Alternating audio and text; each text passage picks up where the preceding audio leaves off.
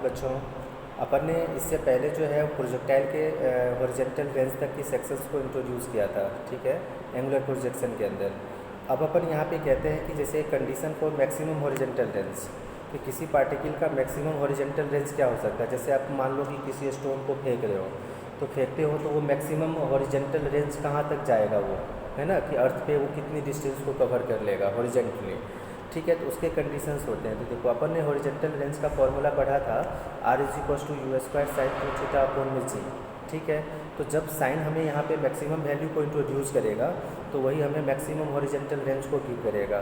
तो इसमें अपन कहते हैं कि R will be the maximum when sin 2θ, मतलब कि sin थीटा मैक्सिमम कितना होता है 1, तो वहाँ पे 1 कर दिए। 1 साइन में 90 डिग्री की वैल्यू होती है, तो अपन ने यहाँ पे साइन से साइन को रिमूव किया तो 2θ = 90 डिग्री, तो अपन थीटा = क्या कहेंगे 45 डिग्री।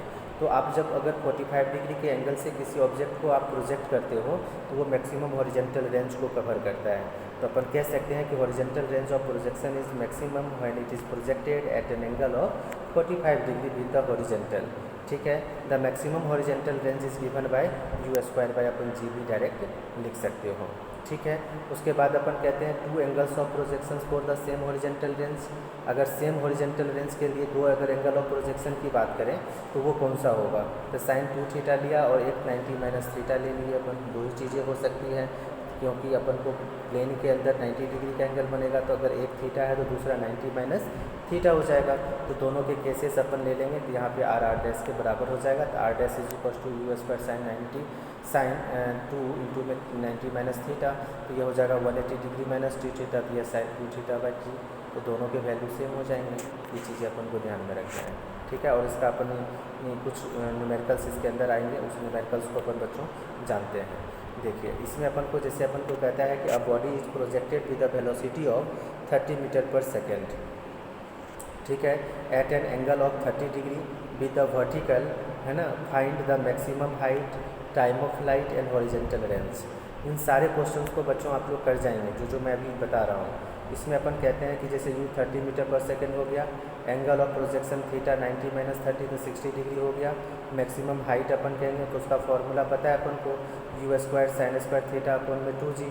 यहाँ से 30 का स्क्वायर होगा, sin² 60/2 2 में 9.8 कर देंगे, वैल्यू पुट करके कैलकुलेट कर लेंगे। टाइम ऑफ फ्लाइट निकालना होगा 2u sin θ/g, तो 2 में sin 30 sin 60/में 9.8 हो जाएगा। sin 60 की वैल्यू पुट कर दीजिए, वैल्यू कैलकुलेट करके निकाल लीजिए, है ना। हॉरिजॉन्टल रेंज निकालना है, r = u² sin 2θ/g, फटाक से निकाल के वैल्यू पुट करना है, कैलकुलेट करना है, ठीक है। सेकंड क्वेश्चन देखिए, इसमें कहता है कि projectile has a range of 50 metre, है ना, and reaches a maximum height of 10 metre. Calculate the angle at which the projectile is fired.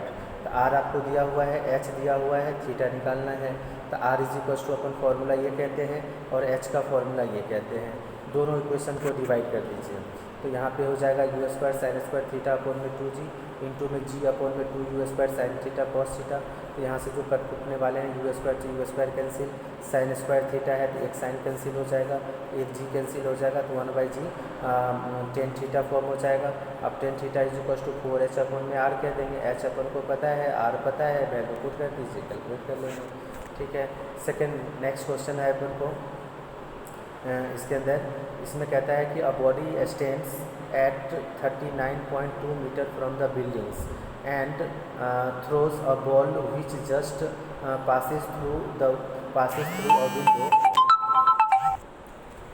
passes through a window 19.6 meter above the ground. Calculate the velocity of projection of the ball, ठीक है। तो अपन कहते हैं h = 19.6, r अपन को given है। अब कहता है as proved in above the example h/r 1/4 tan θ, tan θ 4h/r, h दिया हुआ है, r दिया हुआ है, वैल्यू पुट कीजिए, कैलकुलेट कर लीजिए, ठीक है। इन सारे क्वेश्चंस को बच्चों आप लोगों को तैयार करके रखना है, ठीक है। यहाँ पे आपको क्वेश्चंस ये सारे गिवन हैं।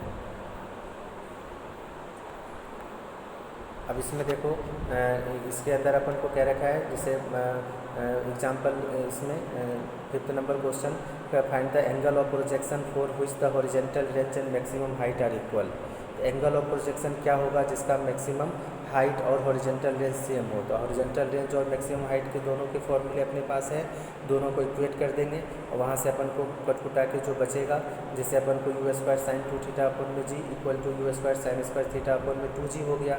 यहाँ जी से जी को कैंसिल कर दिया, यू स्क्वायर से यू स्क्वायर कैंसिल हो गया, ठीक है। साइन 2 थीटा को अपन लिख सकते हैं 2 sine theta into cos theta, तो एक साइन से एक साइन भी कैंसिल हो जाएगा, ठीक है।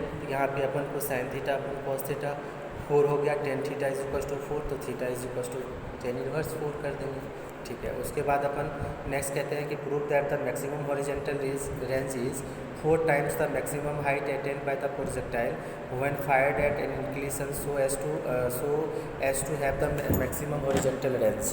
तो इसमें अपन थीटा की वैल्यू 45 डिग्री है, तो horizontal range maximum and is given by R max is equal to u square by जी।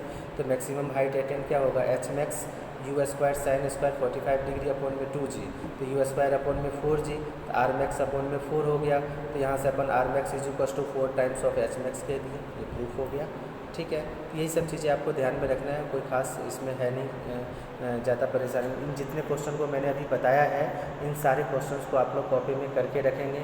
अगर इसमें कोई दिक्कत आई तो उसको आप लाइव में पूछ लो, या कभी स्कूल में जैसे आते हो तो वहाँ पे आकर के इसको सॉर्ट आउट कर लो, ठीक है। क्योंकि नेक्स्ट जो है अब हम सर्कुलर मोशन के बारे में जानेंगे इसके अंदर।